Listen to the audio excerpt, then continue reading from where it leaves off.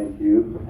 Gentlemen, I grew up in the Normandy School District, and I appreciate the work that you as an individual are doing to try and better that district.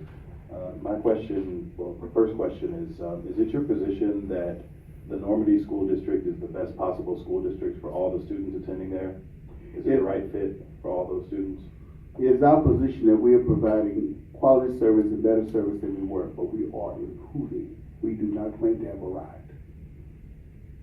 So are you the best fit for every student within your district? No, Yes or no? not at this point. Not necessarily, right? Because each individual student has different needs and different abilities, and everybody's an individual, right? That is true. That is why you differentiate when you do your work. But the framework we have right now for our public schools, without having a transfer program available, if Normandy's not the best fit for me and I live there, what other options are available to me? Relocation, or working with us to improve the model. Well, and relocation is not very realistic, right, for all the residents? No, not for all. No. So there's no safety valve for people living there right now in terms of private options, in terms of transferring to other schools.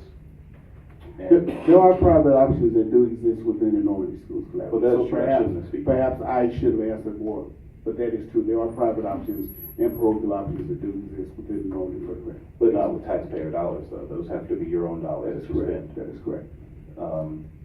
So I just see a huge problem with that, because as an individual, I attended the Normandy School District for my first 3 years, Mhm. and my parents and I determined that it was not the best fit for me. And my parents were very determined to make sure that I was going to get a good education, regardless of what label was on it, private, public, regardless of the geographic location. And so I ended up attending a whole bunch of different educational institutions until I found the one that was the right fit for me. And I'm just concerned about kids that are there now not having any availability for other options. And so what this bill is intending to do is just to provide one more option on the table, which happens to have the public label on it, charters of public schools.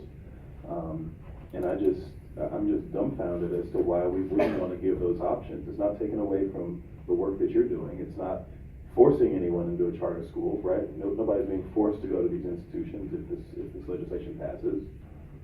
They will still have the choice to go to your institutions, right?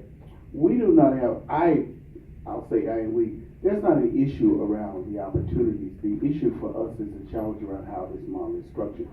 If you bring in charters, or it's thing with our transfer program, for one thing, depriving students who currently are there and pulling resources from the institution that exists affects the students who choose to stay. So my concern has been around the funding model in general. I cannot argue for parents having choice, parents having desire, but the impact on the whole system and the children who stay, that is my challenge. Okay, so with an adequate funding mechanism or funding solution, you would be in supportive? I'm supportive of innovative approaches. I'm not supportive of innovations that impact those children who choose to stay.